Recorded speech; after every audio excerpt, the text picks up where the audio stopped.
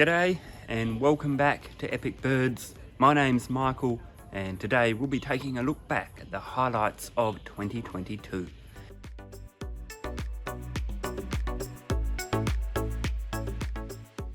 "2022 has been a fantastic year for the channel.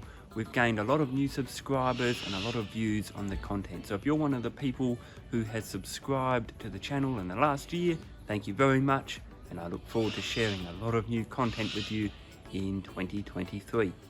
So today we'll be looking at the highlights from 2022, and at the very end I'll give you a sneak peek into the plans for 2023. My first top moment of 2022 is from South Korea, filming these stunning Eurasian hoopoes in the Daegu Arboretum. I watched them probe for grubs in the lawn for hours, and they have it down to a fine art, tossing the grub down their throat in one swift move. Back in Australia this time, and I couldn't go past my experiences at the Glupot Reserve in the South Australian Mallee.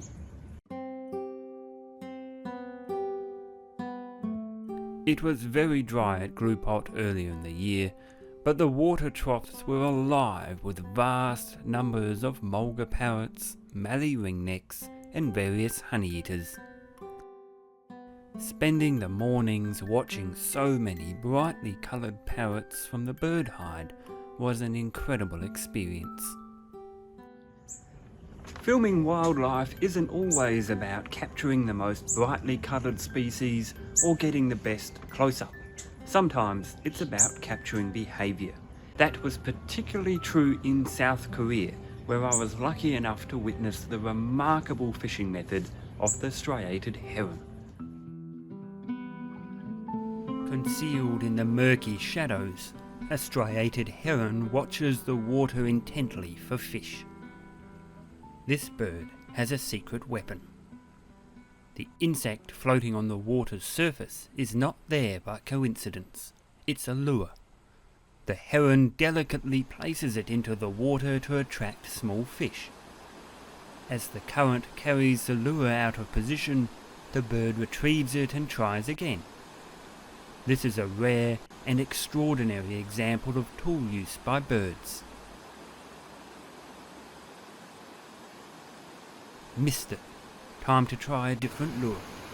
The heron grabs what looks to be a beetle from the nearby rocks and stealthily relocates along the river.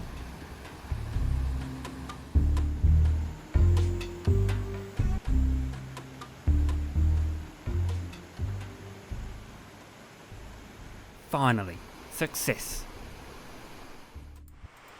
Although striated herons are known to sometimes adopt this remarkable fishing technique, this was the first time that I've been lucky enough to witness it myself, despite encountering this species in Australia and Korea on numerous occasions. Sometimes it's not about where you go, but who you bump into.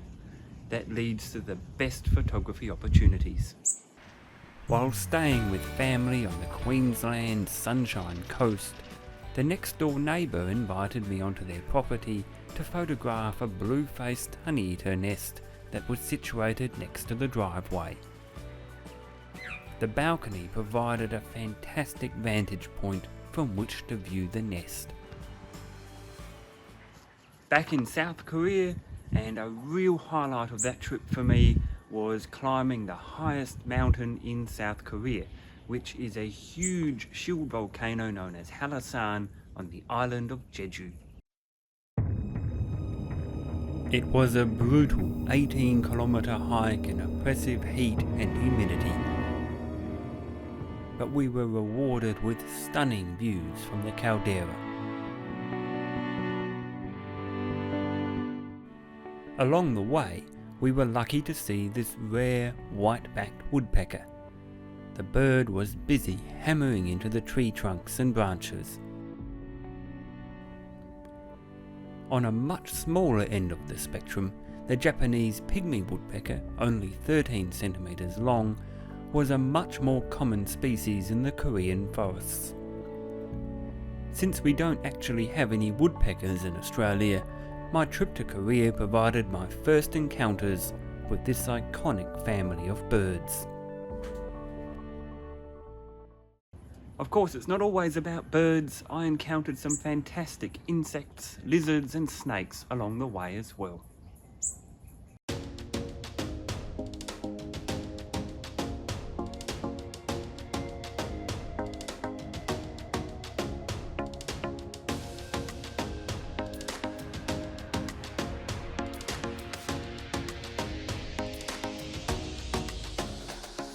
Thank you very much for watching. I hope you enjoyed the highlights from 2022. And of course, if you'd like a small hint about the plans for 2023, here it is.